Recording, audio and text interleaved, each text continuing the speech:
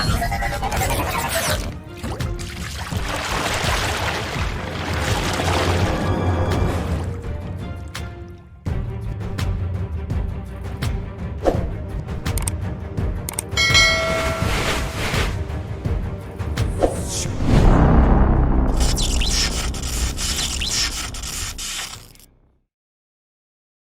shalom, selamat malam. Bola-bola Inyo Manis dan keluarga besar Iman Rasuli. Malam hari ini kita menyambung seri apologetika yang kemarin masih belum tuntas, mau dituntaskan di minggu ini, mengenai postingan Menahem Ali yang konyol mengatakan Yesus sudah disalib. Andai kata dia sedang membaca Alkitab tentang penyaliban Yesus, itu disamakan dengan Adam dan sambil berkolok-kolok lah. Jadi bukan suatu kajian yang ilmiah, untuk itu kita memberikan reaksi dan bantahan. Imam Ali ini menyamakan Adam dan Yesus dari sisi ketelanjangan. Adam diciptakan telanjang, Yesus pun telanjang menurut orang Kristen. Jadi apa yang disampaikan ini memang bukan suatu yang keliru. Gampang artinya begini, bukan sesuatu yang benar. Maaf saya salah bicara. Dia mengungkapkan ini dalam tujuan konotasi menghina dan berolok-olok. Memang Adam telanjang, itu terjadi dalam Alkitab. So what? Pada waktu Adam diciptakan pertama kali tanpa dosa, dia dalam posisi kondisi penuh dengan kemuliaan Allah. Di saat itu dia tak telanjang, tetapi penuh dengan kemuliaan Allah, ya nggak ada masalah. Apa yang mau dipermasalahkan di sini? Kisah dia buat dosa, baru dia sadar dia telanjang. Dan untuk menutupi ketelanjangan Adam dan Hawa akibat dosa, Adam tidak tahu bagaimana caranya menutupi ketelanjangannya. Tuhan yang turun dan memberikan contoh kepada Adam, memberikan pakaian dari kulit binatang, seperti yang ditulis di dalam Kejadian pasal 3:21. Nah, di sini pun Ali kembali lagi menggunakan metode non-akademis, otak-atik matuk yang ini budaya Jawa ini, saling mengait-ngaitkan suatu masalah, suatu kata istilah, yang satu sama lain itu tidak ada hubungannya, hanya permainan kesamaan bunyi. Jadi dia mengatakan katonet, jubah, tunik, atau garment. Katonet or, pakaian dari kulit binatang. Dia mengambil kata katonik dan disama-samakan dengan kitan. Kitan itu sunat. Loh, hubungannya apa coba? Memang bahasa Ibrani dalam banyak hal mirip dengan bahasa Arab. Tapi tidak semuanya sama. Seperti contoh ini kelakuan masa lalunya Muhammad Ali. Dia menyamakan lembah Baka, lembah di selatan Baitul Maqdis. Jadi di selatannya tembok ratapan, itu ada lembah kecil, namanya lembah Baka. Terus dia mengatakan lembah Baka di kitab Mazmur itu adalah nubuatan untuk Mekah. Mekah apanya? Kamu hanya mengaitkan akhiran K, Baka dengan Mekah kah. Ini kan permainan ecek-ecekan anak di Surabaya, di Jawa Tengah, di Malang. Ilmu gatuk. Terus di dalam bukunya yang dia tulis yang saya miliki, dia menyamakan, mengaitkan kata buakah, pergi, dikaitkan dengan Mekah, karena buakah akhirannya kah, ditafsirkan artinya Mekah. Ini apa-apaan? Ini ilmu gatuk. Ini permainannya anak kecil di Surabaya. Nah, kalau memang ilmu gatuk, kesamaan-kesamaan bunyi, benarlah yang dilakukan oleh David Wood. Dia mengatakan lah, kalau menyamakan bunyi, Mahmadim itu adalah Muhammad, Parakletos itu Periklitus, Bu'aka itu artinya Mekah, Katonet itu Kitan. Di dalam postingannya David Wood dikatakan, Allahu Akbar, Akbar di dalam bahasa Ibrani itu artinya tikus. Lapa rumangsamu, Allahu Akbar, your Tuhan ku tikus. Kan ya tidak seperti itu kan. Jadi kalau kita hanya mengait-ngaitkan bahwa bahasa ini sama dengan bahasa ini secara sembarangan, jadinya seperti Ali ini. Kan masa Allahu Akbar di dalam bahasa Arab, Allah itu lebih besar, dikaitkan dengan Akbar dalam bahasa Ibrani yang artinya tikus. Ya tidak cocok. Tapi kalau gayanya Ali asal-asalan mengait-ngaitkan satu kata dengan kata lain, dikait-kaitkan sembarangan tanpa melihat konteksnya, tanpa melihat kajian filologis, itu sama dengan ilmu gaduh.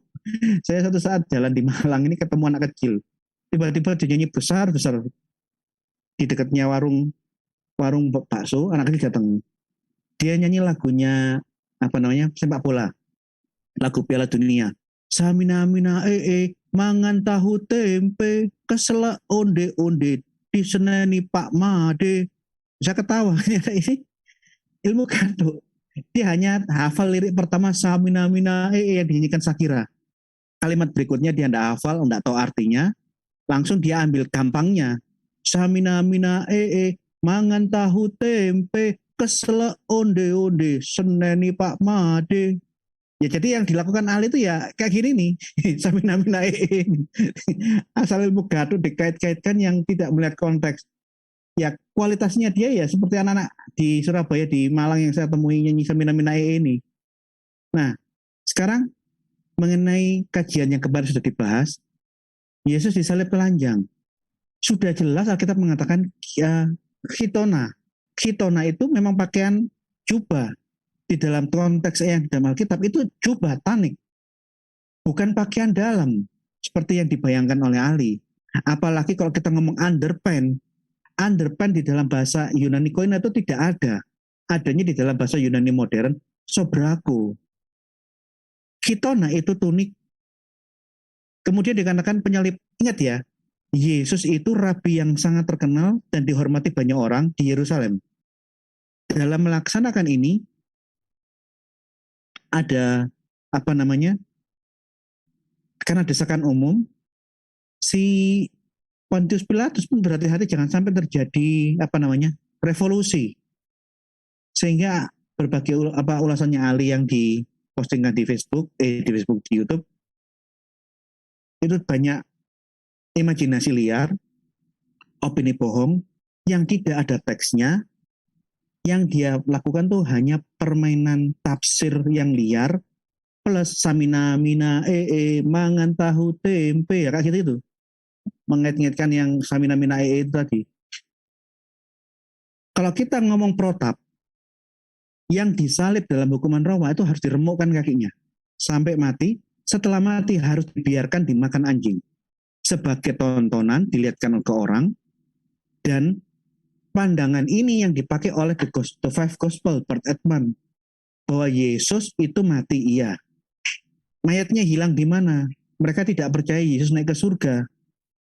Mayatnya dimakan anjing karena orang yang disalib, protapnya itu dibiarkan sampai dimakan anjing jadi tontonan untuk menimbulkan efek jerah atau efek takut kepada kekaisaran Roma.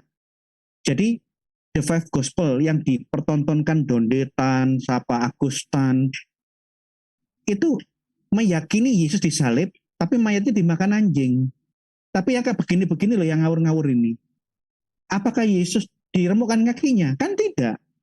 Apakah mayat Yesus dibiarkan dimakan anjing? Kan tidak. Alkitab mengatakan Yusuf dari Arimatea datang menghadap Pontius Pilatus dan meminta mayat Yesus dikuburkan secara tata cara adat Yahudi. Dan itu diizinkan, dipersilakan. Karena apa? Yesus itu rabi besar, rabi yang dihormati di zaman itu.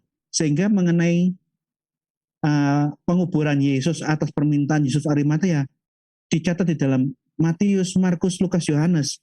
Jadi tidak semuanya harus sesuai dengan protap. Buktinya Yesus mati tidak diremukkan kakinya, tidak dibiarkan dimakan anjing, tapi dikubur di dalam kuburan yang baru dibuat. Nah, malah yang telanjang itu saya pernah lihat mengenai muka telanjangan Muhammad yang di dalam catatan kitab sirah maupun hadis itu bisa ditengarai Muhammad telanjang. Contoh, ada hadis yang mengatakan Muhammad pernah mandi bersama dengan Aisyah di dalam satu bathtub, satu gentong besar. Nah, silakan dibayangkan apakah dia berendam mandi bersama dengan Aisyah ini menggunakan gamis, pakaian atau tidak. Silakan Anda bayangkan sendiri. Kedua, di dalam hadis yang pernah saya ulas di dalam postingan tentang puasa, Aisyah mengaku sering melakukan mubasoroh bersetubuh di siang hari saat puasa. Ayo, bagaimana ini? Silakan bayangkan sendiri. Di dalam hadis yang lain, Muhammad disebut pernah dalam satu malam menggilir ke semua istrinya, entah 9 per 11 saya nggak tahu, semua disetubuhi satu persatu. Apakah istrinya tidak pernah lihat Muhammad telanjang? Pikirkan sendiri. Karena catatan-catatan seperti ini banyak di hadis dan di kitab-kitab sirah. Contoh ya, pada waktu kisah tentang pembunuhan Ummu Kirfa, ini ada catatan di dalam kitab Al-Maghazi, Said pernah masuk mengetok pintunya rumahnya Aisyah, Muhammad membuka pintu dalam kondisi telanjang. Yang menarik pada waktu Said itu hendak membunuh, konteksnya ini dalam pembunuhan Ummu Kirfa, itu gara-gara Said itu dihadang di tengah jalan, di saat dia membawa dua sakarnya kambing jantan, dan dipoles ini ya juga ya gak lalar gawe tuh. Manuk kambing ya disimpan, dipakai, dipoles, disimpan di dalam tempat penyimpanan barang-barang ini ya, fungsinya untuk apa saya kurang tahu. Setidaknya ini yang tertulis seperti ini. Jadi Said membawa dua sakar kambing jantan, memolesnya dan memasukkan barang-barang berharga ke dalamnya. Di tengah jalan dia dihadang, dirampok. Akhirnya dia pura-pura mati, terus dia lari menghadap Muhammad, melaporkan apa yang dia alami. Muhammad langsung memerintahkan, balas, perangi. Nah, pada waktu membalas ini, dia menyerbu satu kaum, dapat seorang perempuan, anak gadis, putrinya Malik bin Hudzaifah bin Badar. Dia anaknya ibunya, itu namanya Ummu Kirfa. Ummu Kirfa itu namanya Fatimah. Fatimah diseret kuda sampai mati. Padahal di dalam kitab sirah, Ummu Kirfa ini nenek-nenek tua. Coba lihat. Pada waktu diserbu, kaumnya diserbu, dibalas sama Said dan kawan-kawan, pasukan Muhammad menemukan di salah satu rumah mereka, menemukan seorang putri, gadis, putrinya Malik bin Hudzaifah bin Badar, yang ditemukan di salah satu rumah kaumnya. Ibunya gadis ini adalah Ummu Kirfa. Ummu Kirfa nama aslinya adalah Fatimah, putri Rabi'ah bin Said. Kemudian mereka melakukan penjarahan, jadi seluruh kampung itu dijarah habis, diambil semua harta bendanya. Terus setelah dia menang, Said kembali melaporkan kemenangan ini ke Muhammad. Nah ini, Muhammad, Said bin Haritsah tiba dari satu tempat, dari tempat peperangan itu, sementara Rasulullah tengah berada di dalam rumahku, di rumahnya Aisyah. Said datang dan mengetuk pintu, tok tok tok tok, kula nuwun, permisi. Rasulullah berjalan membuka pintu, masih telanjang sambil mengenakan pakaiannya. Loh, ono Said sih tak pakai pakaian. Artinya apa? Muhammad yang pernah dilihat Said dalam kondisi telanjang. Aku, Said, belum pernah melihatnya telanjang sebelum itu. Loh, kan telanjang kan? Beliau memeluk Said dan menciumnya, kemudian menanyai, gimana penyerbuanmu, balas dendammu, berhasil apa enggak? Said menceritakan semuanya kepada Muhammad tentang kemenangan Allah. Ceritakan semua, kami menang. Gitu. Ini loh. Qais bin Muhasir membunuh Ummu Kirfa dengan sangat kejam. Yang nulis Waqidi, ulama muslim, orang muslim sendiri. Ia mengikatkan tali di antara kedua kakinya dan mengikatkan tali itu pada dua ekor unta. Terus diseret. Ummu Kirfa yang dibunuh ini, diseret sampai mati, adalah wanita yang sudah tua. Jadi yang dibunuh nenek-nenek. Mengenai hal ini, banyak polemikus muslim yang berusaha membantah. Itu hadis palsu, riwayat palsu. Tunggu dulu. Yang mencatat kisah pembunuhan Ummu Kirfa nenek-nenek tua itu ulama-ulama muslim sendiri. Ada di dalam catatannya Ibnu Sa'ad di dalam Tabaqat Al-Kubra. Ibnu Ishaq maupun Ibnu Hisam dalam Sirah Nabawiyah mencatat kejadian itu. Termasuk buku yang saya pakai tadi, Al-Maghazi, ditulis oleh Waqidi. Oh, itu riwayat palsu, pembohong. What? Jadi menurutmu Ibnu Sa'ad, Ibnu Ishaq, Ibnu Hisam, Waqidi bersekongkol, kawan-kawan, ayo kumpul. Kenapa? Mari kita membuat kisah-kisah palsu tentang pembunuhan nenek kejam yang seperti ini. Loh, kenapa kamu mengusulkan yang seperti itu? Karena kita ini adalah ulama-ulama Islam dan demi Islam kita harus berbohong. Seperti itu kah? Jadi kalau kalian mengatakan polemikus-polemikus Muslim di dalam postingan saya yang pernah sudah saya posting di dalam komen-komennya, dia mengatakan Ibnu Sa'ad, Waqidi, Ibnu Hisam semua ini penipu, ini kisah palsu. Oh, jadi ulama-ulama Islam, ulama-ulama yang terdahulu penulis-penulis kitab sirah ini, Ibnu Ishaq, Ibnu Hisam, Ibnu Sa'ad, Waqidi kumpul, yuk kita buat kisah palsu yuk. Tujuanmu apa? Ya karena kita ini ulama Islam. Terus keuntungannya apa? Ya keuntungannya ya, yang penting kita berbohong karena kita ulama Islam, gitu kan? Logika apa ini? Logika apa? Ini logika yang saya tidak bisa terima atas upaya apologia dari pihak Islam bahwa kisah Ummu Kirfa ini kisah yang palsu, yang tidak dapat dipercaya. Wis terserah lah. Setidaknya kamu mau percaya atau tidak, saya tidak bisa memaksa, ini keyakinan. Yang saya tunjukkan, kisah ini dicatat oleh ulama-ulama Islam, penulis-penulis sejarah, banyak orang. Jadi, kalau Anda menuduh mereka itu berbohong, motivasi ulama-ulama seperti Ibnu Sa'ad, Ibnu Isa, Ibnu Hisam, Waqidi, motivasinya apa? Dan benefit yang mereka dapat dari kebohongan-kebohongan ini apa coba? Ini yang belum bisa dijelaskan di dalam semua komentar-komentar yang saya baca, reaksi dari umat Muslim terhadap kondisi seperti ini. Juga mengenai tentang indikasi bahwa Muhammad itu sering telanjang, kita bisa lihat di dalam kitab saya Ibnu Huzaimah. Di dalam hadis ini dia menjelaskan diizinkan melakukan persenggamaan yang bukan jima di siang hari saat puasa.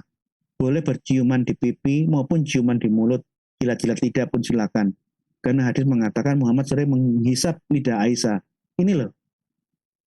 Di bab ke-81 Ibnu Huzaimah jilid 3 bab ke-81 ada dispensasi dalam hal bersetubuh, mubasyarah dari kata basyar, daging, bersetubuh.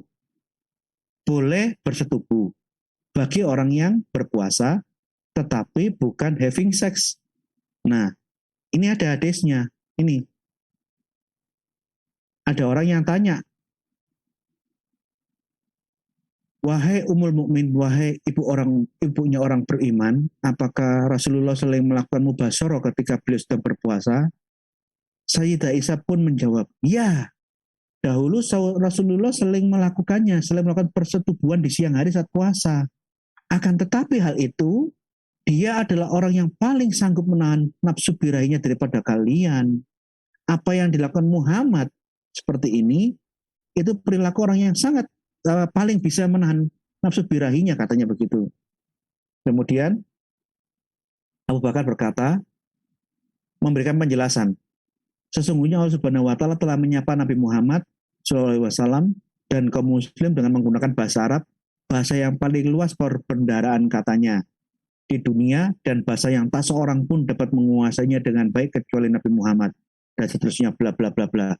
Satu kata bisa punya dua arti, bla bla bla bla bla. Terus dijelaskan di dalam surah Al-Baqarah 187, mubasyarah di siang hari saat puasa tidak boleh. Jadi mubasyarah yang ada di dalam surah Al-Baqarah yang di dalam Al-Quran itu tidak boleh. Tetapi mubasyarah yang dilakukan Muhammad itu boleh, karena itu persetubuhan yang bukan jima. Nah, ini yang berkali-kali saya ngomong di postingan-postingan saya. Untuk kejelasannya tolong tanyakan kepada para kiai dan ustadz yang terhormat, persetubuhan yang bukan having sex itu seperti apa coba? Karena menurut saya mereka lah yang lebih berhak untuk menjelaskan pengertian hadis ini.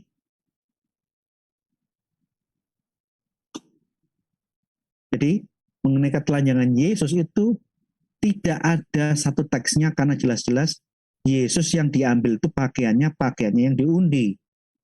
Bukan celana dalam, karena celana dalam itu bahasa Yunani modern, sobraku. Dan di zaman Yesus belum ada celana dalam. Kotang pun, BH pun ya tidak ada.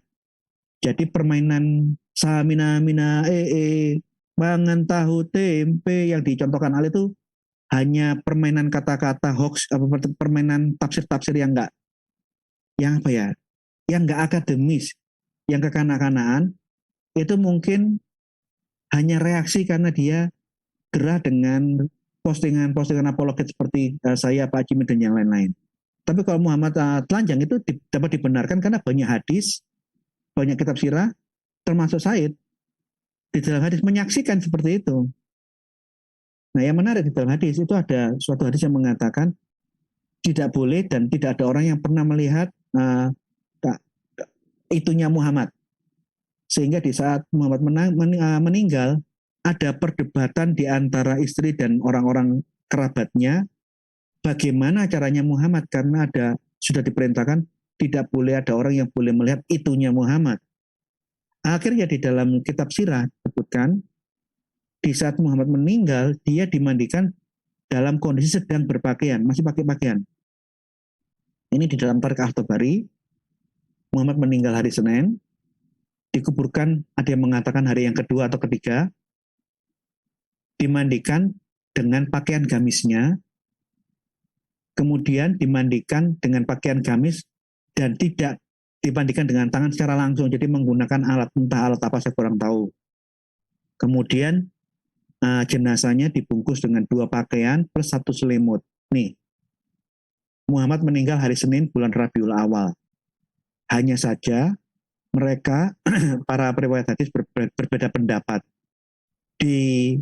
Meninggal pada hari Senin, pada minggu keberapa? Ini yang nggak jelas. Meninggalnya nabinya Muhammad di minggu keberapa, nggak tahu, cuma taunya harinya toh. Ini menarik ini. Pokoknya hari Senin di bulan Rabiul Awal, minggu pertama, minggu kedua, ketiga, tidak tahu karena ada silang pendapat mengenai tentang tepatnya meninggalnya Muhammad menurut Tarikh At-Tabari. Ini menarik. Pengurusan pemakaman Muhammad, pengurusan jenazah Muhammad dilakukan hari Selasa. Ini kalau Selasa siang hari yang kedua. Tapi kalau Selasa malam sudah masuk hari yang ketiga. Sehari setelah beliau wafat. Ini bisa masuk 2 hari, bisa masuk 3 hari, tergantung realnya. Dia dimakamkan Selasa pagi apa siang, itu hari yang kedua. Tapi kalau dimakamkan Selasa malam sudah masuk hari yang ketiga. Sebagian riwayat lain menyatakan jenazah Rasulullah dimakamkan 3 hari setelah beliau wafat. Nah, dimakamkan hari kedua atau ketiga, nggak jelas pula. Ini menarik. Nabi yang terkenal, Nabi besarnya umat Islam, dimakamkan hari kedua atau ketiga, ini masih ada perbedaan pendapat. Nih, ketika mereka tidak memandikan jenazah Nabi Muhammad, mereka berselisih pendapat, berdebat, sehingga mayatnya Muhammad tidak segera dikuburkan. Berdebat, demi Allah, kami tidak tahu apakah kami harus melepaskan pakaian Rasulullah seperti kami melepas pakaian jenazah kami. Seperti orang-orang yang mati pada umumnya kan dilepas pakaiannya, dimandikan, baru dikuburkan. Atau kami memandikan beliau tanpa melepas pakaian gamisnya. Ini bingung. Ini ada perdebatan karena adatnya kalau orang mati ya dibuka pakaiannya, dimandikan, dililit sama kain kafan, baru dimakamkan. Tapi ini repot. Karena ada penolakan dari pihak yang lain, sehingga mereka untuk mendiskusikannya ini berdebat. 3 hari nggak dikubur-kuburkan. Ini menarik. Akhirnya, karena mereka kecapean diskusi, berdebat, segala macam, mereka ketiduran. Kemudian ada yang mempunyai ide, udah gini aja, mandikanlah jenazah Nabi dalam keadaan masih mengenakan pakaian. Oke, akhirnya mereka sepakat, udah gitu aja. Maka mereka mengangkat jenazah Muhammad tanpa melepaskan gamis beliau. Lalu memandikannya dengan mengguyurkan air lewat bagian atas gamis. Lalu menggosok tubuh berikut gamis tersebut. Tapi tidak langsung dengan tangan lah. Pakai apa coba? Nah, ini menarik ini. Jadi disiram air, kemudian digosok-gosok, tapi tidak dipegang langsung dengan tangan. Dengan apa saya tidak tahu. Saya nggak tahu. Yang jelas Muhammad dimandikan jenazahnya dalam kondisi berpakaian. Ya, untuk menghindari jangan sampai ada orang yang melihat itunya Muhammad lah. Mungkin kira-kira begitu. Kemudian pada waktu dikuburkan, dikafani dalam 3 rangkap baju. 2 baju suhari dan 1 lembar selimut hibara. Kemudian dimakamkan. Jadi mengenai Yesus telanjang, tahu dari mana? Tidak ada satupun ayat yang menjelaskan semacam itu. Yang ada adalah opini yang dibuat oleh Muhammad Ali dari otak atik matuk samina mina mangan tahu tempe kan kayak gitu kan. Dia hanya mengait-ngaitkan uh, terjemahnya diawur-awur, dikaitkan dengan ngawur-ngawur, terus kesimpulannya Yesus ditelanjangi tentara Roma. Itu yang mungkin hanya olok-olok lah. Saya tidak pernah mengolok-olok Islam. Apapun yang saya sampaikan tadi ya memang based on literatur. Hadis sirah memang bunyi seperti itu. Jadi tidak ada pun niat menghina, mengolok-olok, karena memang kitab suci kalian, literatur Islam kalian mengatakan seperti itu. Tapi ini yang heran, di saat kita menyampaikan fakta apa adanya tentang apa yang ditulis dalam literatur Islam, orang Muslim itu sebagian, kayak Muhammad Ali itu kayak mangkel, jengkel, dan mereaksi dengan cara yaitu samina mina mangan tahu tempe kesele onde kayak gitu. Kemudian bikin tafsirannya ngawur, berolok-olok, yang nggak ada data, hanya asal bunyi atau permainan menyamakan katonet dengan kitan, apalagi sembarang-sembarang itu. Boakah itu Mekah, terus ngawur-ngawur lah itu. Jadi sekali lagi, yang terakhir saya ingin ada kesamaan. Yesus pada hari yang ketiga, dia bangkit dari maut. Muhammad, berdasarkan salah satu hadis, pada hari yang ketiga, dia dikuburkan. Jadi para pemirsa, saya memberikan pilihan bebas untuk kalian renungkan, apakah Anda mau beriman percaya kepada Yesus yang di surga, atau kepada Muhammad yang ada di dalam kuburan. Ini pilihan Anda ini akan menentukan keselamatan Anda di masa yang akan datang. Sekian, terima kasih. Saya serahkan kembali kepada moderator.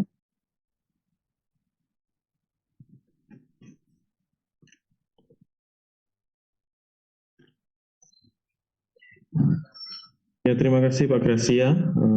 Silahkan untuk waktu dan tempat bagi Pak Jimmy Jeffrey menyampaikan materi.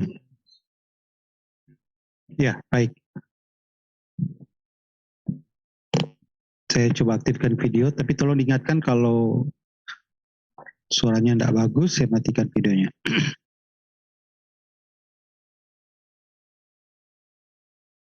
Ya, ini adalah pesan yang kedua berkaitan dengan topik Yesus, apakah Yesus tidak disalib? Karena saya perhatikan Imam Ali berulang-ulang terus membahas poin yang sebenarnya sudah dijawab berulang-ulang juga.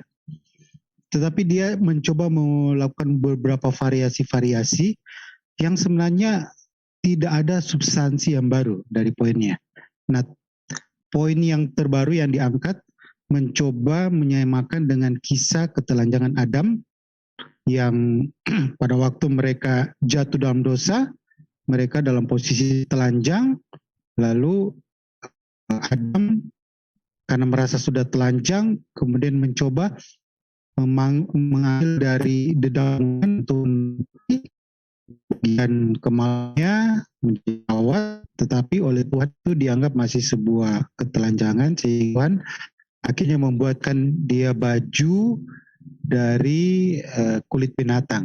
Nah, itu poin yang baru yang sebenarnya tidak substansi.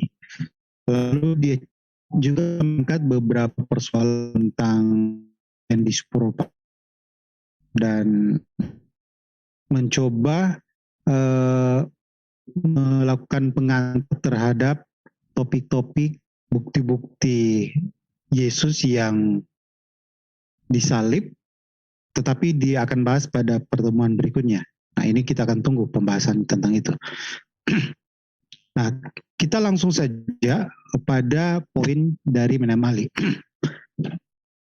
Logika Imam Ali ini masih pada ayat kuncinya dalam Yohanes 19 ayat 23.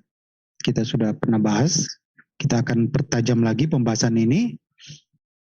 Nah, dalam pembahasan ini Ali kembali mengulang-ulangi poinnya bahwa Kitona itu berasal atau data akar katanya itu dari bahasa Hebrew yang punya pengertian yang sama seperti kitan.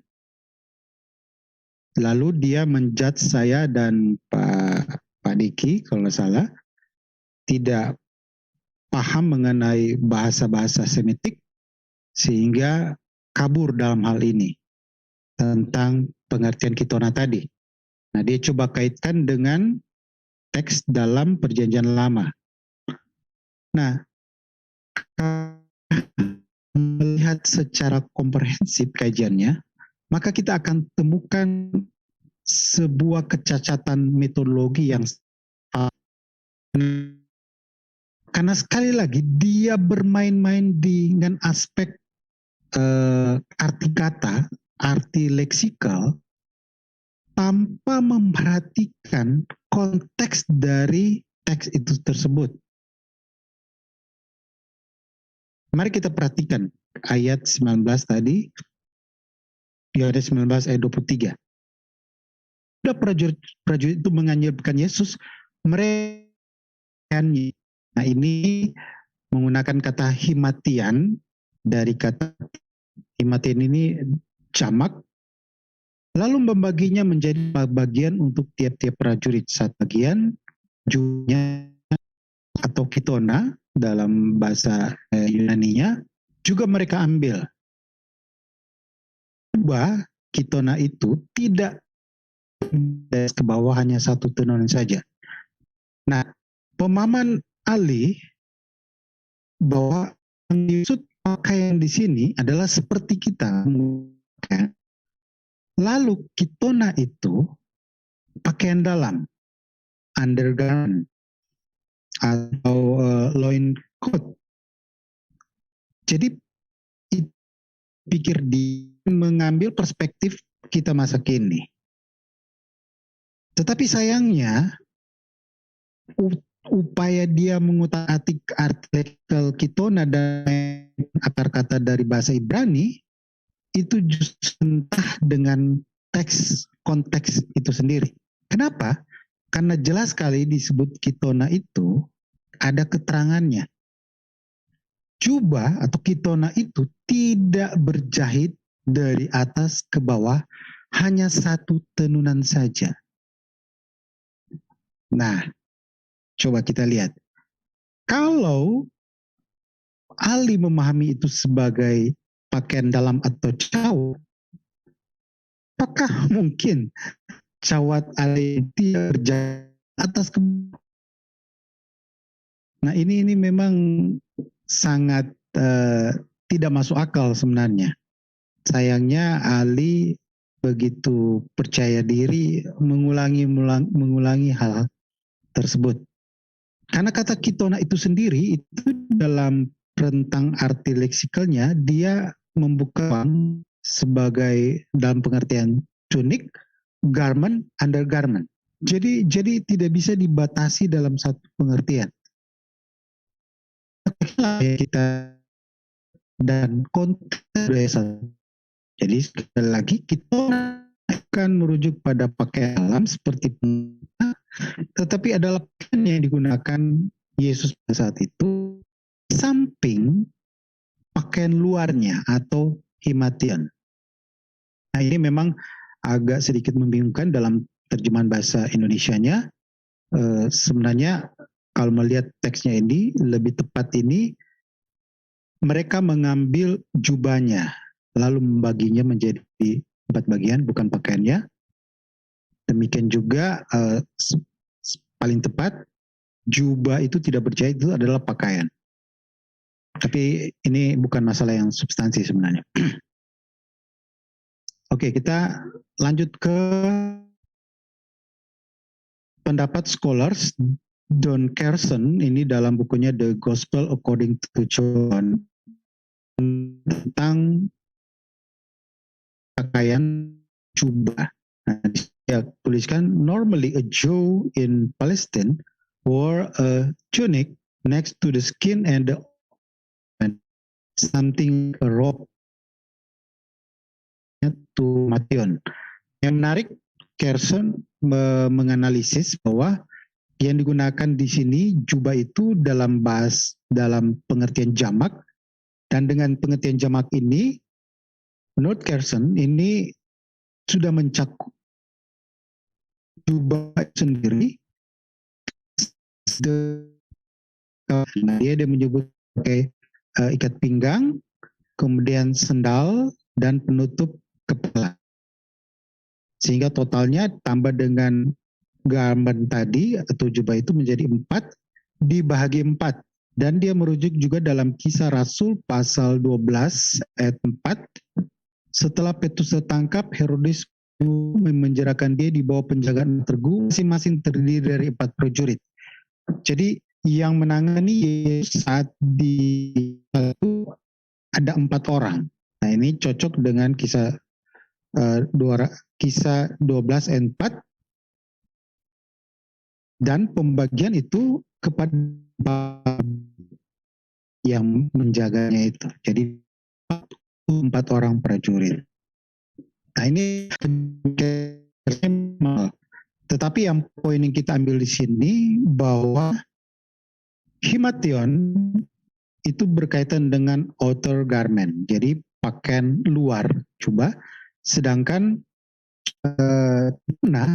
ini adalah pakaian dalam. Tapi ini diingatkan kita seperti kata Kerson, then tunic, nah ini dalam NIV undergarment, but it was not equivalent to our undergarment. Jadi pengertian pakaian dalam tunic tersebut, kitona, itu tidak sama seperti pakaian dalam konteks kita masa kini.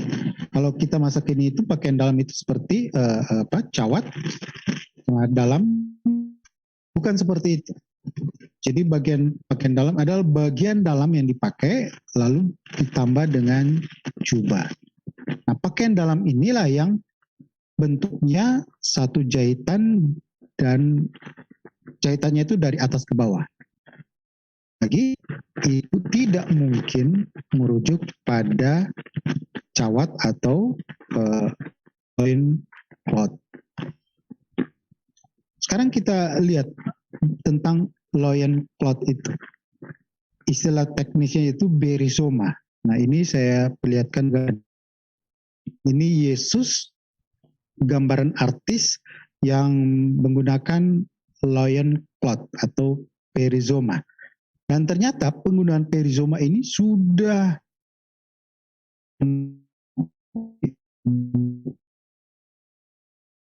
itu beda dengan kemaluan dalam diterapkan tentang sejarah seperti ini, the history of garment times and it must be studied. Nah ini yang itu the of adaptive it to cover.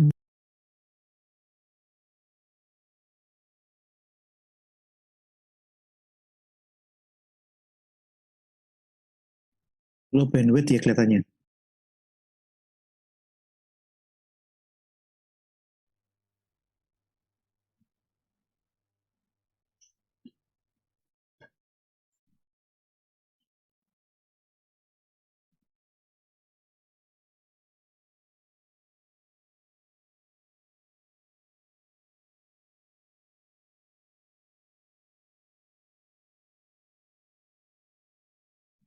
Suaranya Pak Jimmy masih di mute. Oke, ya saya lanjut lagi.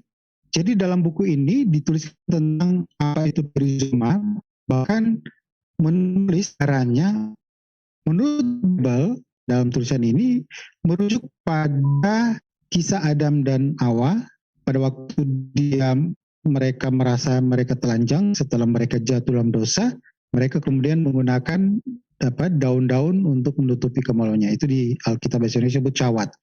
Nah itulah sebenarnya rujukan awal dari perizoma. Dan kalau kita lihat data selanjutnya, itu bukan hal yang baru. Jadi sebenarnya sudah ada budaya penggunaan Roma. Oke, sekarang kita lanjut ke data berikut. Nah, sekarang kita akan lihat pada konteks historis tentang penyaliban Yesus. Jadi sekali lagi tadi kita sudah bahas bahwa poin Ali tidak bisa jadi dasar kuat untuk menyatakan bahwa Yesus disalib dalam posisi telanjang hanya berdasarkan kata kitona. Karena sekali lagi kata kitona itu lebih merujuk pada pakaian, sedangkan himation itu adalah pada jubahnya. Jadi bukan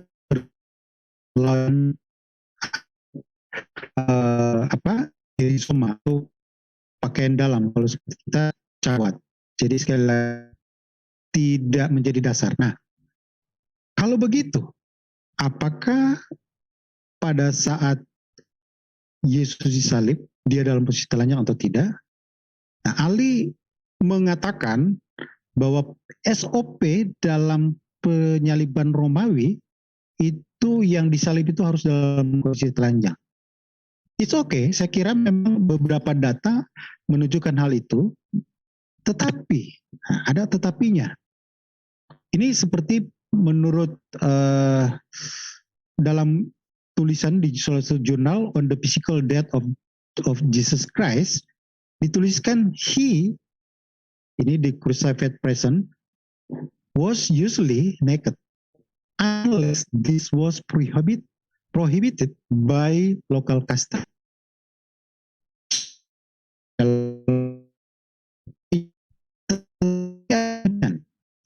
Itu dirasakan konteks lokal, jadi dimungkinkan. Nah, William Lane Craig juga dalam The Gospel of According to Mark mengatakan demikian. Men were ordinarily crucified naked. Tapi di sini choose sensitivities. However, dictate that men ought not to publicly execute it completely naked. Jadi dia merujuk pada ayat 3. Nah, jadi ada semacam pengecualian untuk konteks Yahudi. Dan tadi Pak Gratis sudah menyebutkan ada beberapa SOP yang tidak dijalankan karena memang sesuai konteksnya. Jadi Pak Gratis menyebut tentang tulang-tulang tidak dipatahkan. Nah, itu salah satu SOP-nya memastikan seseorang sudah mati disalib itu tulangnya dipatahkan, tetapi Yesus tidak. Jadi ada beberapa hal yang tidak bisa diambil secara letter-let bahwa itu harus sesuai dengan SOP, dan Ali tidak melihat kemungkinan lainnya konteks Yahudi itu sendiri. Banyak hal telusuri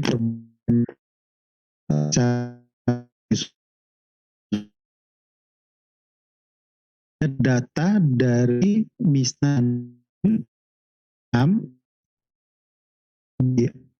ini ayat 6. Nah, itu segini. The commandment distance from the place of chewing clothes. Jadi seseorang yang akan menghadapi hukuman rajam dilempar dengan batu itu pakaiannya akan dilucuti, tetapi dalam posisi ada tangan over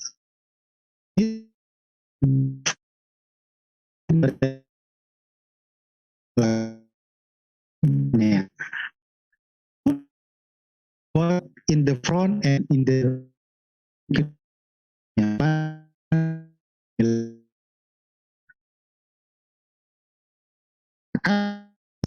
lagi harus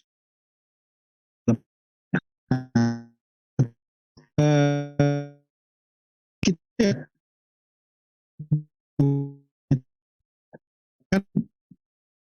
untuk lebih terang pengertiannya kita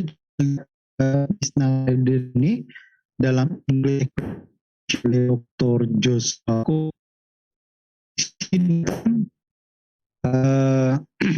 according to Rabbi Judah, this sense of modesty requires that even the man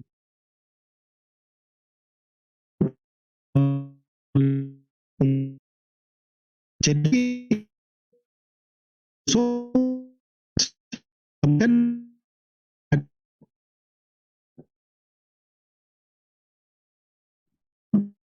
Putus-putus suaranya Pak Jimmy.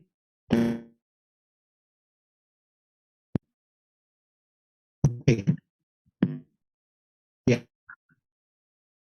Jadi menurut Joshua ini, pendapat Rabi Yehuda ini yang lebih otoritatif. Bahwa seseorang yang disalib untuk laki-laki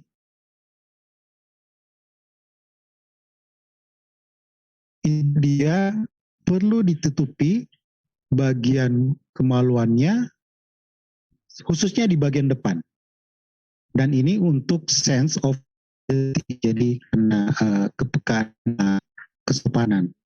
Nah, saya kira ini poin yang sangat penting untuk kita lihat kaitannya dengan teks berikut ini. Saya akan tampilkan kaitan teks ini. Bukti dan para perempuan.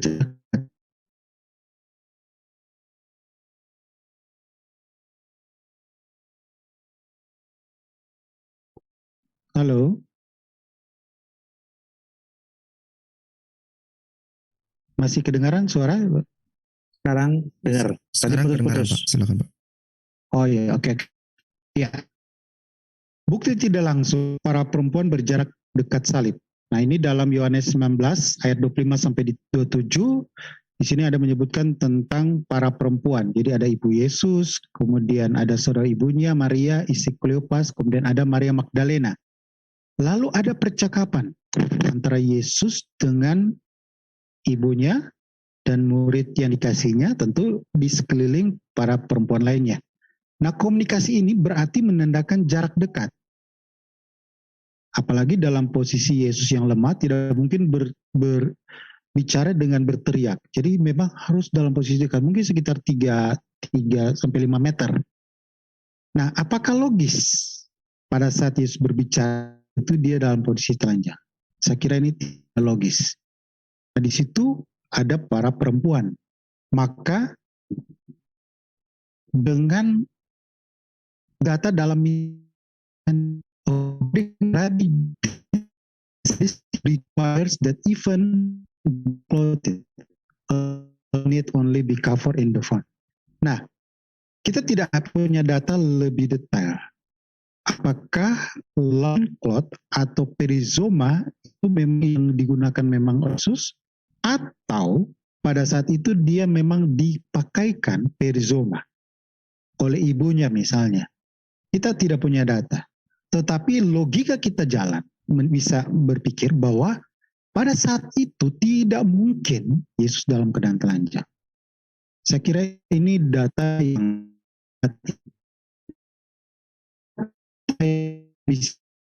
dalam peristiwa Petrus. Ini yang menarik. Jadi di Yohanes 1 ayat 6 kepada di sebelah kanan perahu memakan role, lalu membenarkan itu dikasih kepada itu Tuhan. Ketika Petrus mendengar bahwa itu adalah Tuhan, maka ia mengenakan pakaian sebab ia tidak berpakaian. Nah, apakah saat itu Petrus dalam telanjang? Nah, artinya pada saat itu dia memang tidak menggunakan pakaian, bukan berarti tidak menggunakan pakaian itu berarti dia telanjang. Tidak. Karena tidak mungkin pada saat itu bersama dengan orang-orang sekitarnya Petrus dalam posisi telanjang bulat. Jadi saya kira ini tidak budaya nudis atau budaya telanjang di konteks itu. Bahkan ini sesuatu yang sangat dilarang mengungkapkan aurat, dan kita bisa lihat dalam ayat perjanjian lama. Jadi Petrus dikatakan tidak berpakaian bukan berarti dia telanjang.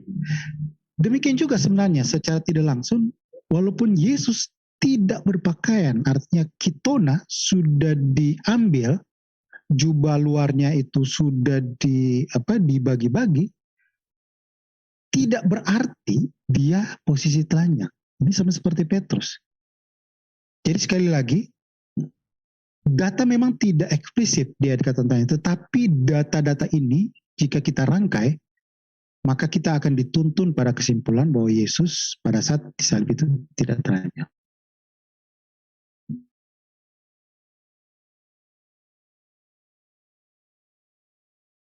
Olehnya mungkin menutupi bagian kepalanya. Saya kira ini asasi yang sangat logis, dan Romawi tidak akan secara kaku menerapkan aturan SOP yang menurut ahli. Karena kalau SOP banyak sekali sebenarnya poin-poin yang dilanggar. Saya kira tidak seperti itu. Oke, nah sekarang poin substansinya. Anggaplah Yesus itu telanjang. Apakah itu sesuatu yang substansi? Saya kira tidak. Kenapa? Karena sekali lagi di sini katakan fakta sejarah tidak ditentukan oleh pemahaman layak atau tidak layak. Nah, ahli menggunakan cara berpikir seperti menilai cara berpikir umumnya para polemikus Muslim berkaitan dengan misalnya nabi yang dianggap tidak berdosa. Misalnya Daud zina dengan Bathsheba, itu dianggap itu ayat sisipan, ayat tambahan. Karena mereka sangat menghormati nabi sehingga tidak mungkin para nabi bisa berdosa seperti itu. Dan dengan ada kisah-kisah dosa seperti itu dianggap Alkitab tidak suci lagi. Justru saya kira ini Alkitab kita sangat jujur. Bahkan ibarat cermin. Dia bisa memperlihatkan pada kita tentang apa keburukan kita. Jadi sebagai cermin. Dan dia apa adanya. Justru dengan tidak ada kisah-kisah yang negatif terhadap nabi, justru itulah diragukan tentang kisah-kisah seperti itu. Karena itu ada polesan-polesan, ada interpolasi untuk memperhalus. Dan sekali lagi, fakta sejarah tidak ditentukan oleh layak atau tidak layaknya sebuah peristiwa itu. Melainkan fakta itu terjadi atau tidak. Bukan masalah itu sesuatu memalukan atau tidak. Nah, kalaupun memang Yesus saya bilang telanjang, nggak ada masalah. Itu tidak menggugurkan fakta bahwa dia salib. Bahkan secara teologis tidak ada masalah, karena itu juga bagian sebuah hukuman yang sangat berat, dan memang salib seperti itu. Bahkan di Galatia 13, Kristus telah menebus kita dari kutuk hukum Taurat dengan jalan menjadi kutuk karena kita sebab terkutuklah orang yang digantung pada kayu salib. Jadi saya kira bukan hal yang sebenarnya substansi kita mempermasalahkan telanjang, tidak, karena kalaupun telanjang tidak ada masalah. Nah, masalahnya ahli tidak mau melihat fakta sejarah apa adanya. Jadi pemahamannya seorang nabi tidak mungkin dipermalukan dengan telanjang disalib. Loh, ini kalau catatan sejarah tidak mengenal layak atau tidak layak, apakah terjadi atau tidak? Oke, jadi saya kira poin substansinya di sini tidak hal utama. Data kita yang kita sudah eksplorasi lebih menuntun kita pada pemahaman bahwa memang Yesus disalib tidak dalam posisi telanjang. Oke, sebagai ringkasan saja, fakta penyaliban Yesus itu sangat banyak. Saya meringkaskan bukti-buktinya. Jadi bukti-buktinya itu berlimpah sekali. Kisahnya itu dalam keempat Injil kanonik, kesaksian para rasul, bahkan Yesus menubuatkan kematiannya sendiri. Dan dalam perjanjian lama tentang Mesias yang menderita dan mati. Misalnya dalam Yesaya 53. Dan itu digenapi oleh Kristus sendiri. Misalnya dalam Markus 10 ayat 45. Saya kira ini bukti biblikal yang sangat koheren, sangat konsisten. Bandingkan dengan Quran. Hanya satu ayat saja. Sedangkan kekristenan data biblikalnya melimpah. Matius, Markus, Lukas, mereka memang terkesan ada perbedaan, tetapi saling melengkapi. Justru ini membuktikan dengan catatan ada di semua Injil kanonik, tidak ada konspirasi di sini. Oke, itu bukti biblikalnya, bukti internal. Sekarang bukti historisnya. Ada tulisan Josephus, kita sudah pernah bahas. Talmud, Sanhedrin 43a, Marabar Serpion, Lucian dari Samosata dalam bukunya The Passing of Peregrinus, Tacitus, termasuk juga penulis Romawi Quintilian, dia menulis tentang prosedur kematian orang yang disalib, yang cocok dengan konteks kisah penyanyi Yesus. Jadi dokumen ini rata-rata di abad pertama dan awal abad kedua, yang berada pada masa setidaknya saksi matanya masih hidup. Lalu bandingkan dengan kisah yang membantahnya hanya satu ayat ya, sekitar 700 tahun kemudian. Nah, Ali katanya akan membahas ini, kita akan tunggu. Jadi saya tidak akan bahas detail bagaimana Ali mencoba mengotak-atik data-data ini yang katanya bermasalah apa semua. Kita akan lihat kesejarahan Josephus itu sudah panjang. Banyak ahli-ahli Josephus. Kita akan bukakan semua datanya. Apakah benar Tuhan Ali bahwa itu data yang palsu? Kita akan lihat saja nanti. Dan pertanyaan tadi hanya berdasarkan Anissa 157 mempertanyakan si mata data biblical, pertanyaannya Quran Anissa itu berdasarkan data dari mana? Apakah ada chain of transmission, rantai transmisi yang begitu diagungkan tentang konsep sanad kisah ini? Nah, kalau hadis yang nanti dikompilasi 200 tahun kemudian, itu katanya diperkuat dengan rantai transmisi sanad. Dari abad 1 Hijrah kisahnya disampaikan secara berantai oleh perawi. Nah, sekarang kisah dalam Quran, apakah ada sanadnya ke abad pertama? Bisa ditunjukkan nggak rantai transmisinya? Seperti apa? Kita akan lihat. Atau memang klaim saja. Dan bagaimana Injil Apokrif? Kalau Ali mau coba cari sanadnya, mungkin connect di sini Injil Apokrif. Tapi sampai di sini aja, setelah itu nggak menyambung ke abad pertama. Nah, kalau sampai di sini, apakah bisa dianggap bahwa ini sumber pernyataan Quran dari Injil Apokrif? Kita lihat Ali bagaimana mengolah data ini. Dan terakhir, burden of proof, beban pembuktian ada pada Ali. Dia mencoba mengotak-atik data-data yang begitu kuat, bahkan dari kalangan scholars yang skeptik pun, scholars Josephus tetap melihat core historicalnya. Bahwa ada di Palestina abad pertama yang mati. Itu historical core yang tidak bisa dibantah.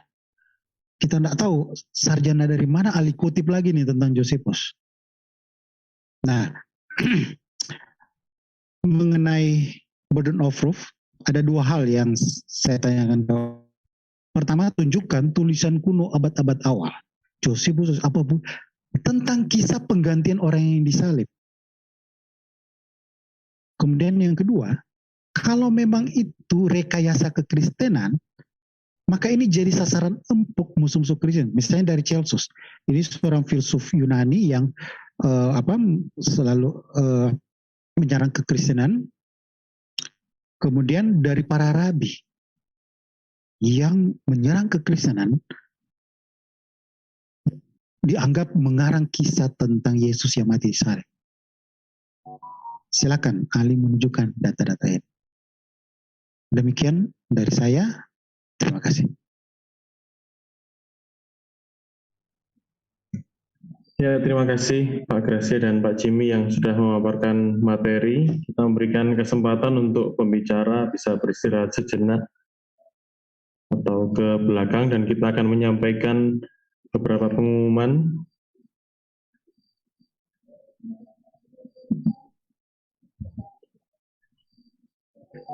Ya, mari kita dukung pelayanan duet apologet dari Nyomanis dan Apologia Historia dengan scan barcode yang tersedia di layar, dan kita akan langsung masuk ke satu link dari Pak Gracia maupun Pak Jimmy Jeffrey.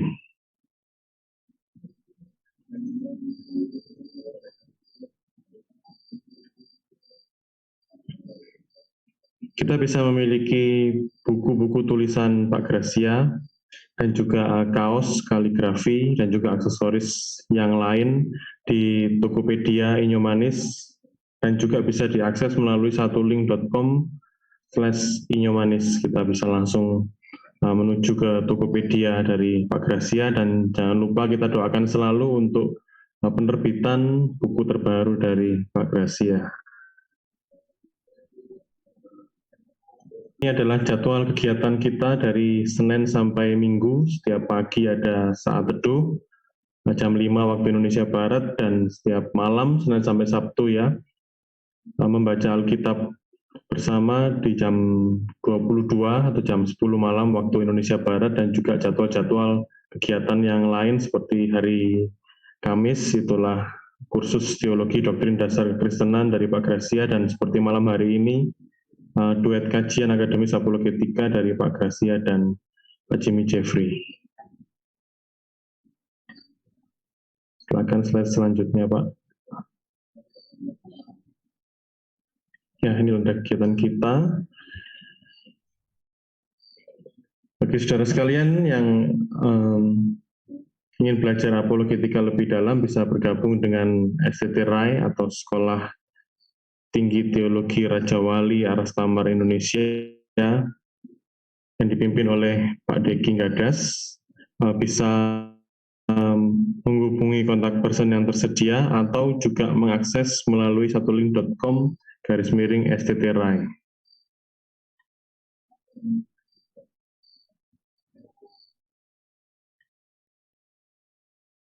Ya, kita manfaatkan Zoom Sersan 24 jam dari keluarga Iman Rasuli untuk berbagi informasi, khususnya untuk mengikuti pelajaran dan pengajaran yang sudah dijadwalkan, dan bisa bergabung juga dengan grup Telegram dari keluarga Iman Rasuli. Semuanya sekali lagi bisa diakses melalui satulink.com/KIR.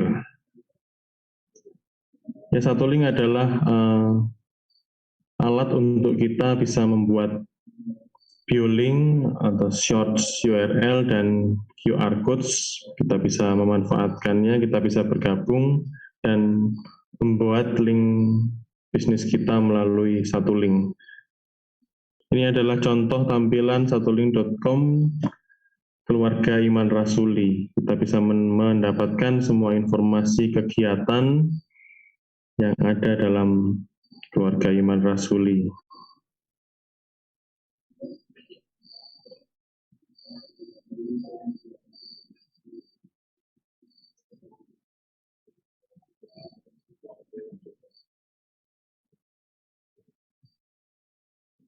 Ya, seperti contoh malam hari ini, duet kajian dari Pak Gracia dan Pak Jimmy Jeffrey. Ini adalah contoh dari Satulink Apologia Historia dari Pak Jimmy Jeffrey.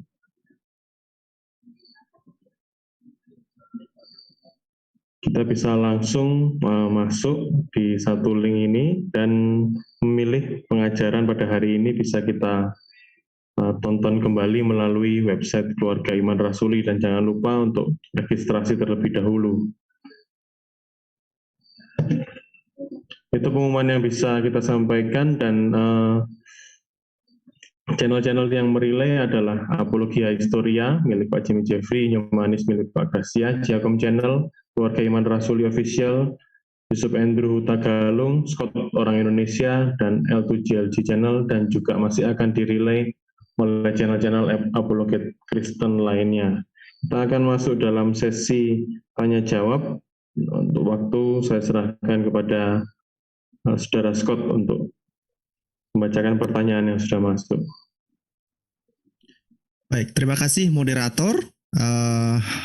Belum banyak pertanyaan yang sudah masuk, masih 3 pertanyaan ya. Saya Saya menghimbau kepada Bapak Ibu yang punya pertanyaan, baik itu di YouTube, silakan tuliskan pertanyaan di kolom komentar supaya nanti disampaikan kepada narasumber kita malam ini. Saya akan bacakan pertanyaan pertama dari Pak Albert. Ini Pak Albert bertanya, dia mengatakan Muhammad Ali mengatakan bahwa Nabi atau Yesus tak boleh mati mengenaskan atau telanjang dan sebagainya, karena itu dikatakannya sebagai aib. Tetapi bagaimana dengan kisah Muhammad di awal kenabiannya dicekik oleh Jibril sebanyak 3 kali, lalu menjelang kematiannya juga diracun? Apakah itu bukan aib? Silakan Pak, mungkin Pak Gracia atau Pak Jimmy mungkin yang bisa mencerahkan kita. Silakan Pak. Saya jawab, itu presuposisi yang omong kosong, karena di dalam fakta sejarah banyak sekali nabi-nabi Yahudi yang dipersekusi bahkan mati syahid. Jadi itu ucapan itu klaim-klaim asumsi omong kosong yang lazim didengar di dalam dunia Islam. Nabi disayang Allah tidak mungkin mati. Lah, Yesaya digergaji. Dia matinya dimutilasi dengan cara digergaji oleh Raja Manase. Yeremia dikejar di Raja Batu sampai mati di Mesir. Dan Yesus pun mengkritik, hai kalian keturunan pembunuh para nabi. Artinya klaim-klaim nabi itu pasti disayang Allah. Iya, memang disayang Allah. Tidak mungkin diperlakukan hina. Siapa bilang? Itu klaim yang tidak pernah cocok dengan sejarah. Kedua, mengenai Muhammad dicekik oleh makhluk gaib yang kemudian diduga makhluk gaib itu adalah Jibril, itu benar. Jadi dia dicekik, disuruh baca, dia berteriak, apa yang harus saya baca ini? Maaf, saya tidak bisa membaca, dicekik terus. Ini menjadi pertanyaan yang lucu. Andai kata makhluk gaib itu Jibril udah tahu orang ini tidak bisa baca. Untuk apa dicekik sambil berulang-ulang untuk disuruh baca? Padahal dia tahu yang sedang dia cekik ini orang buta huruf. ini kan hal menarik. Itu betul. Tetapi mengenai Muhammad mati diracun ini menjadi sesuatu yang harus lebih dikritisi. Karena antara proses peracunan oleh orang Yahudi itu, budaknya itu, sampai dia meninggal itu berkisar ada rentang 2 tahun. Tapi yang jelas di dalam hadis, Muhammad mengaku pasca upaya peracunan itu, kondisi kesehatannya dia langsung turun drastis. Bahkan dia mau mati itu napasnya tersengal-sengal, keringat dingin, dia meninggal di dadanya Aisyah. Apakah Muhammad mati diracun? Ini masih menjadi sesuatu yang perlu dikaji lebih dalam.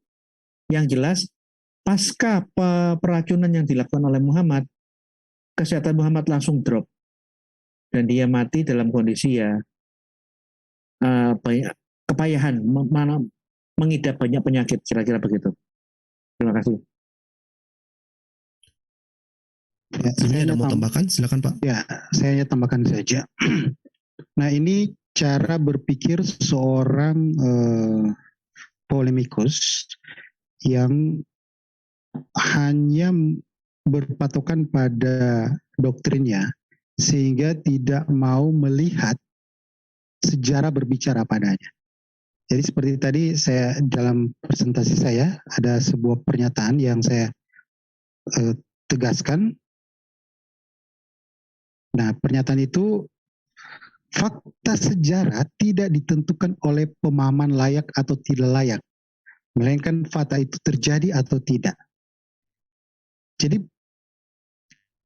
Ali karena punya konsep seperti para politikus lainnya, sama seperti mereka tidak mau menerima Nabi itu bisa berdosa, maka dengan pemahaman seorang Nabi tidak mungkin dipermalukan dalam posisi disalib, maka itu berarti tidak terjadi kisah itu.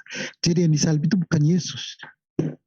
Nah, ini bukan cara berpikir seorang historian, bukan seorang sejarawan, tetapi seorang yang sangat pegang pada doktrinnya. Seorang komedian. Iya. Jadi tidak mau menerima kenyataan yang ada. Jadi saya kira seperti Pak Grati sampaikan, data-data tentang Nabi, bahkan dalam sejarah Kristenan dibangun di atas darah para martir. Murid-murid Yesus punya kisah-kisah martir yang luar biasa. Sampai para bapak apostolik seperti Ignatius dan lain-lain mati di terkam singa. Petrus sampai mati kepala di bawah, disalib terbalik. Thomas menurut tradisi mati diseret kuda dan sebagainya. Nah, ini sebenarnya sebuah kisah sejarah yang tidak bisa ditutup-tutupi apa adanya. Dan kekristenan terbangun dari darah para martir. Jadi Ali memandang ini, saya pikir dia gimana ya, tidak mau jujur dengan sejarah apa adanya, karena termakan dengan doktrinnya sampai tidak mau menerima fakta sejarah yang seperti itu. Nah, sayang sekali.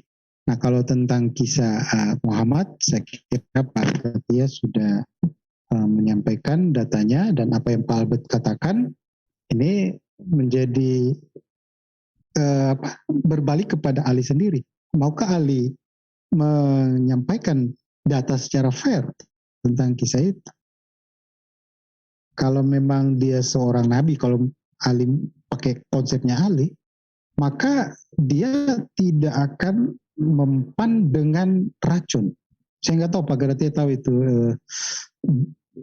daun apa yang bisa akhirnya membuat kebal terhadap segala racun.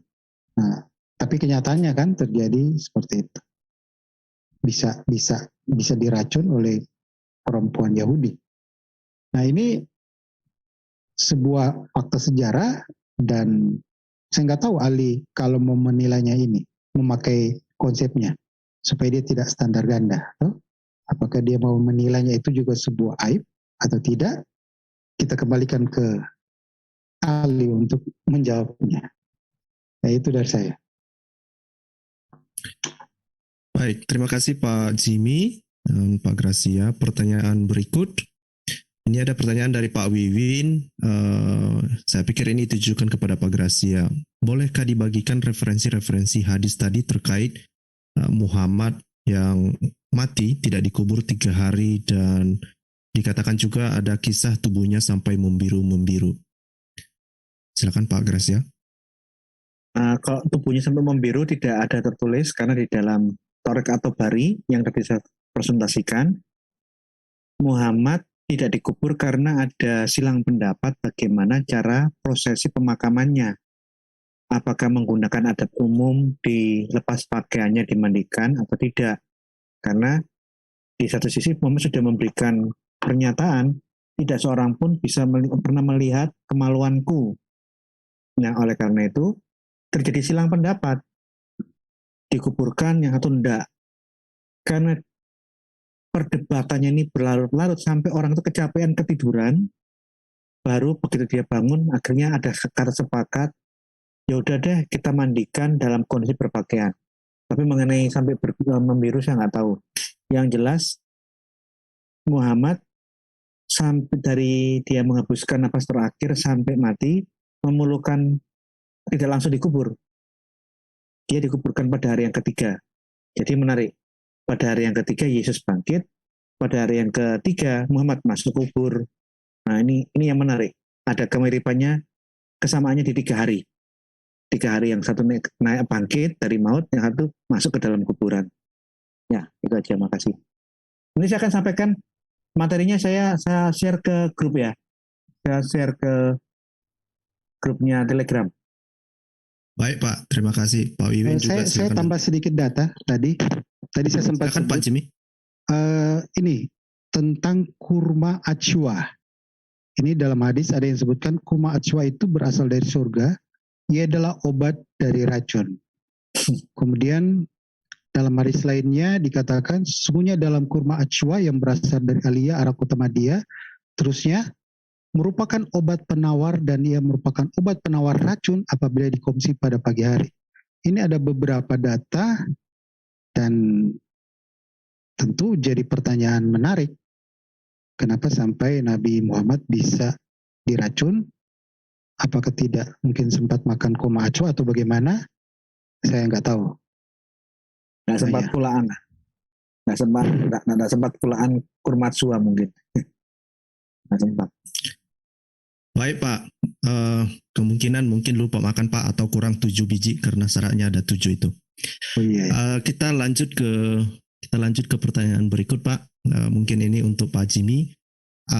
Kalaulah misalnya seperti yang disampaikan oleh Pak Jimmy tadi, kalaulah misalnya ketika Yesus itu disalib telanjang, adakah pertama apakah ada doktrin kekristenan yang terganggu oleh karena itu? Yang kedua, adakah klaim Islam yang benar gara-gara hal itu? Silakan Pak. Tidak ada sama sekali. Malah justru sebenarnya tetap cocok dengan makna dari salib itu. Malah makna salib itu sebenarnya sesuatu yang aib sebenarnya, sesuatu yang terkutuk, sesuatu yang sangat memalukan.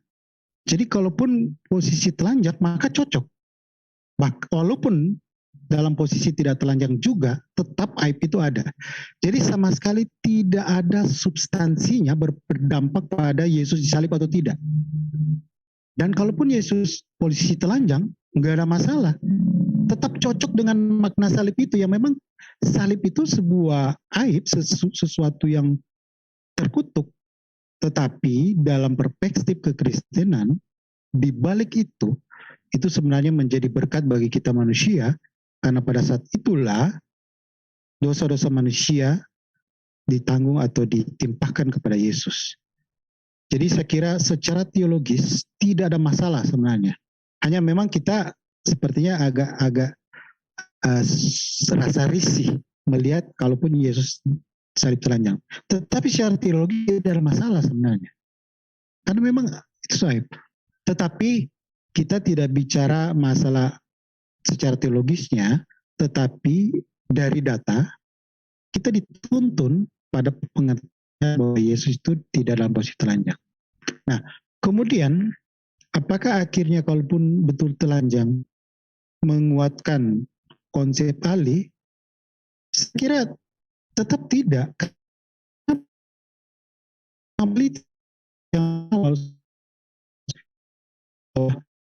Nabi-nabi yang memalukan, tidak ada mengalami sesuatu yang sangat memalukan. Tapi Mohon maaf Pak, ya, mohon diulangi Pak, tadi putus-putus. Ya, nah itu tadi berangkat dari pemahaman Ali bahwa Nabi yang sangat dihormati itu tidak mungkin mengalami hal memalukan. Sebenarnya bukan cuma hal memalukan sebenarnya. Bahkan yang sesuatu yang mematikan, seperti tadi Pak Gracia menyebut tentang Yemi mati di gergaji, saya belum tahu data itu, dan kisah-kisah lainnya, itu justru menunjukkan faktanya, datanya, bahwa memang para nabi pun dengan berkenan Tuhan bisa mengalami hal yang memalukan, bahkan mematikan. Jadi saya kira sekali lagi ini sebuah konsep yang berangkat dari pemahaman yang memang dari dulu itu berkembang bahwa nabi itu tidak mungkin berdosa. Jadi Alkitab dikatakan tidak suci karena menceritakan aib-aib dari para nabi. Sedangkan Alkitab itu adalah kitab paling jujur di dunia dan menyampaikan apa adanya. Justru dengan kisah nabi-nabi yang tidak ada cacatnya, justru itu dipertanyakan karena tidak memuat fakta adanya. Nah, tetapi dengan menyajikan fakta-fakta aib sekalipun para nabi, itu sebenarnya kita belajar bahwa manusia tidak ada yang sempurna, bahkan nabi. Dalam Alkitab itu dijelaskan dampak dari dosa tadi. Misalnya, Daud seorang yang sangat dikagumi di Alkitab, selain Hizkia, ada Yosia, itu salah satu tokoh yang dikagumi di Alkitab di Perjanjian Lama, Daud. Tetapi kita lihat, dia jatuh dalam dosa Batsyeba. Tetapi apa pelajaran di situ? Akhirnya dia mendapat hukuman. Yaitu apa? Anaknya mati.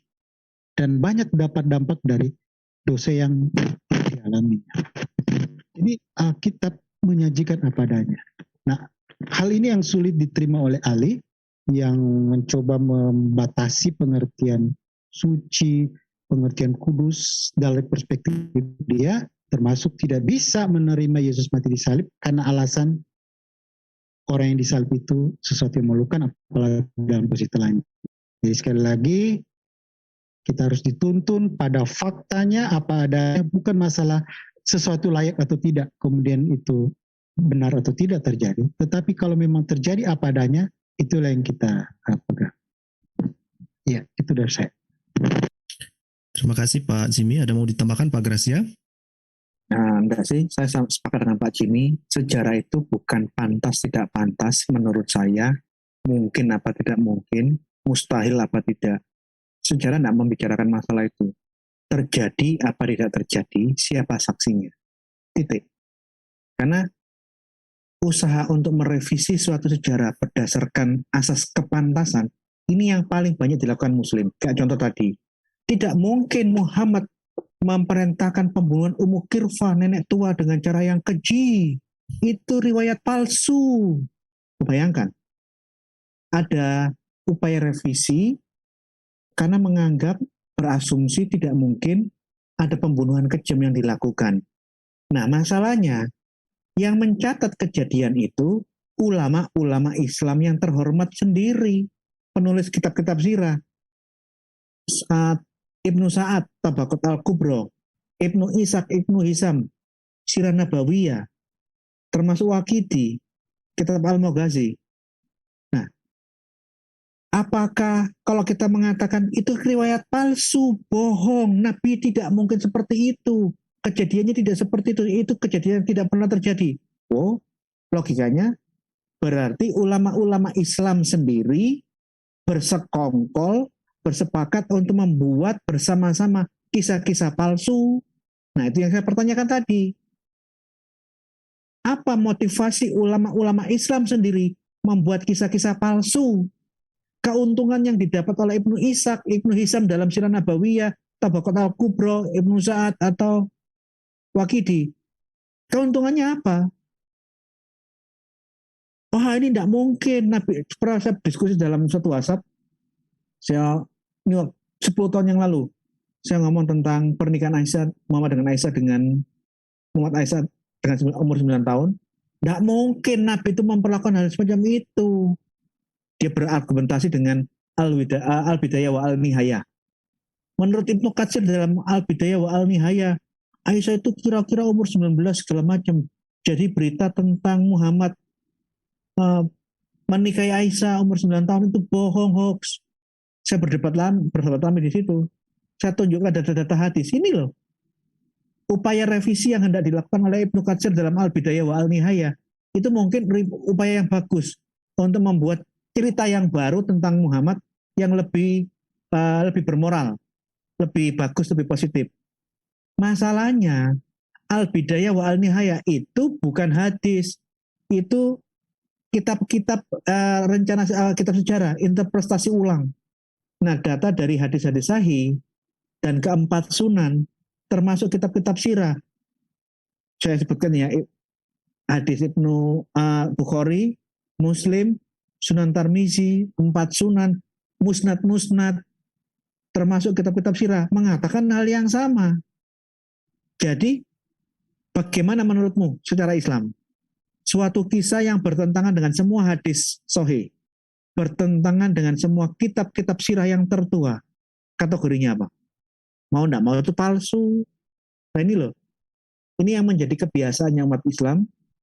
Kalau ada sesuatu yang dirasa tidak pantas, berdasarkan catatan-catatan sejarah maupun hadis-hadis, mereka cenderung beramai-ramai berusaha merevisi dengan seenaknya mengatakan ini riwayat palsu, doif, tidak mungkin begini, tidak mungkin begitu. Lah pertanyaannya, motivasi periwayat yang adalah orang Islam sendiri itu apa coba? Ini yang saya pertanyakan tentang upaya pembelaan sebagian kelompok Muslim bahwa pembunuhan Ummu Kirfah, nenek tua diseret unta sampai mati itu tidak pernah terjadi, itu riwayat palsu. Terima kasih. Baik, terima kasih Pak. Ini ada satu lagi pertanyaan dari Pak Wiwin. Sehubungan dengan upaya Muslim untuk mencoba menjelaskan tentang penyerupaan penyaliban Yesus, mereka mencoba membuat kronologi mereka ini berdasarkan ayat Al-Quran Ali Imran 55. Mereka mengatakan bahwa Allah akan membuatnya mati dan diambil jiwanya, kemudian dihadirkan ke dunia dan baru kemudian dibawa ke hadapan Allah.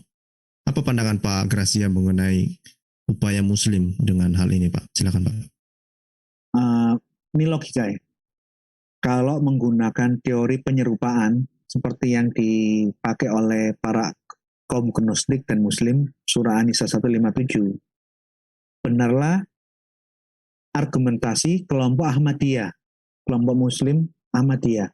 Dia mengatakan, tidak mungkin Yesus tidak disalib. Andai kata Yesus diserupakan, maka tentulah Allah adalah oknum penipu yang mengelabui banyak orang. Yang ngomong ini ulama Ahmadiyah. Dan memang itu logika, benar. Jikalau yang disalib orang lain, tapi bukan Yesus, yang diserupakan Yesus, terjadi pengelabuhan ilahi. Nah, logikanya berarti umat Muslim yang mempercayai teori penyerupaan, mereka sedang mengimani suatu sosok Allah yang memang memiliki sifat penipu atau yang suka mengelabui orang. Dan itu pengelabuannya itu durasinya lama dan memakan korban yang tertipu itu begitu banyak. Apakah memang ini Tuhan yang kalian percayai? Ulama Ahmadiyah menolak. Ahmadiyah percaya Yesus disalib, tapi ini lucu lagi. Mereka mengembangkan ide yang nggak masuk akal. Yesus hanya pingsan. Kemudian di tengah-tengah malam, dia bangun, dia jalan sampai ke India. Kemudian diobati di India Selatan dengan balsem. Akhirnya dengan balsem Yesus itu, Yesus sembuh. Kemudian dia menikah dan punya anak. Dari karu-karuan. Apa namanya? Pengembangan tafsirnya kelompok Ahmadiyah juga cukup menarik untuk dibaca. Yang lucu-lucunya begini banyak banget. Jadi intinya teori penyerupaan itu akan berkesimpulan bahwa Tuhan yang diimani penganut teori ini adalah Tuhan yang yang suka melakukan pengelabuan atau tipu muslihat. Terima kasih. Ya. Ini mengenai teori pingsan ya, yang on teori. Saya teringat Bapak mempertanyakan kita Yesus. Putus-putus, Pak. Dia Oke. Ya. Pada buku itu yang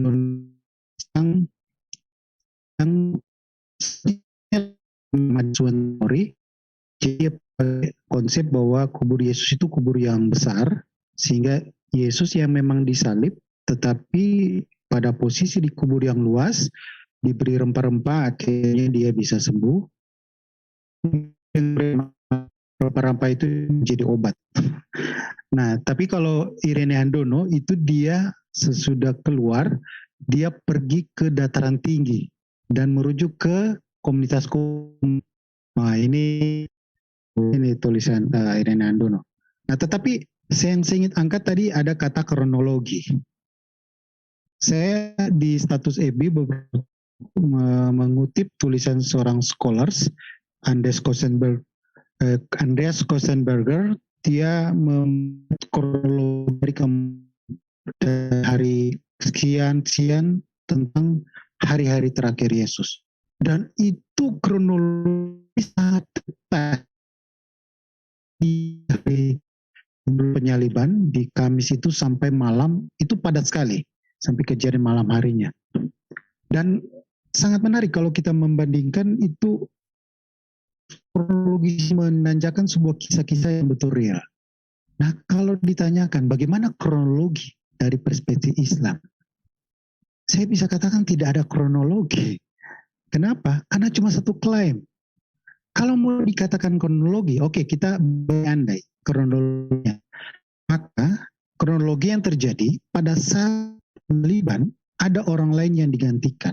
Lalu di situ orang-orang Yahudi, tentara Romawi bisa tertipu. Bayang orang di Alkitab itu diketahui kota Yerusalem yang lagi yang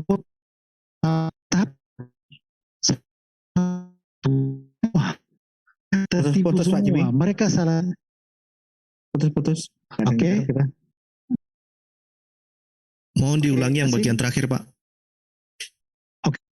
Nah, ini kronologi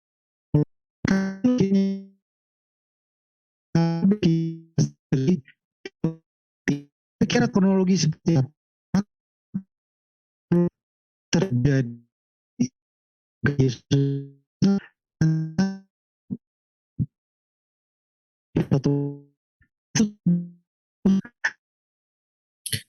Mohon maaf, Pak. Sama sekali kami tidak bisa dengar, Pak. Mohon maaf. Oke. Aja dulu. Ya.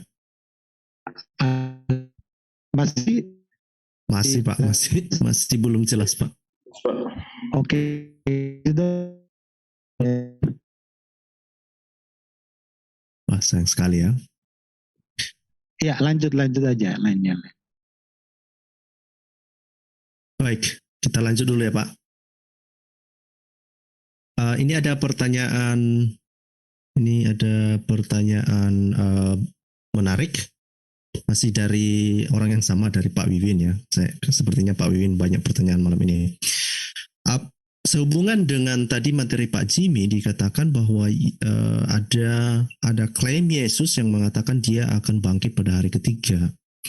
Kemudian juga ada klaim yang dilakukan oleh Muhammad bahwa bumi tidak akan menelan jasadnya ketika dia meninggal. Apakah ini ada hubungannya mengapa Muhammad tidak dikubur sampai hari ketiga? Atau yang kedua, atau ini cerita tentang meninggalnya Muhammad ini adalah sebuah cerita yang dicoba untuk merephrase atau dikembangkan dari nubuatan atau tulisan yang ada di dalam Injil yang berhubungan dengan Yesus. Bagaimana menurut Pak Gracia atau Pak Jimmy? Silakan, Pak. Nggak ada cerita seperti itu. Bumi tidak bisa menerima mayatnya Muhammad, saya belum pernah tahu. Malah ini baru saya dengar ya malam hari ini. Saya nggak pernah tahu yang itu. Yang jelas Muhammad tidak langsung dikubur. Kerabat, keluarga, istri berdebat rame bagaimana cara memandikannya. Apakah seperti umumnya orang atau tidak, itu aja. Dan konklusinya dimandikan dengan berpakaian tanpa dipegang dengan tangan langsung. Jadi entah gimana saya kurang tahu. Terima kasih. Baik, Pak. Pak Jimmy ada mau tambahkan, Pak? Apakah ini sebetulnya bentuk refresh dari kisah nubuatan Yesus tentang kematiannya? Silakan, Pak. Oke. Tes, kedengaran suara? Kedengaran, Pak. Oke. Saya melihat tidak ada hubungannya. Kalau dalam nubuatan Yesus sendiri, itu dalam Matius 20 ayat 19, dia katakan, dan mereka akan menyerahkan dia kepada bangsa-bangsa yang tidak mengenal Allah, supaya ia diolok-olok, disesah, disalibkan, dan pada hari ketiga ia akan dibangkitkan. Jadi ini nubuatan Yesus tentang kematiannya. Nah, apakah ada hubungannya? Saya kira tidak ada hubungannya. Tetapi saya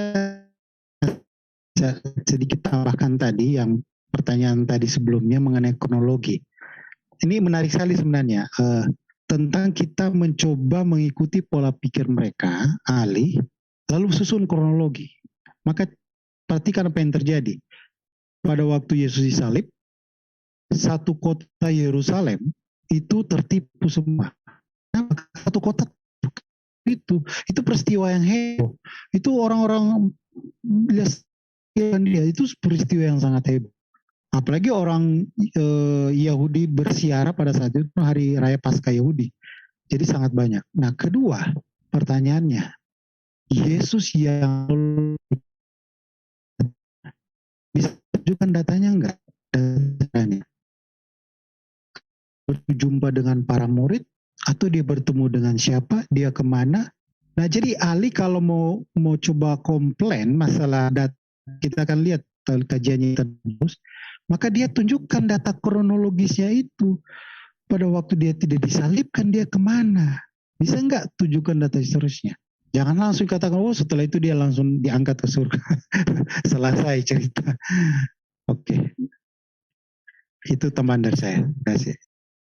Baik, terima kasih Pak Jimmy. Ya mungkin kronologi seperti yang disampaikan Pak Gracia kemarin ya.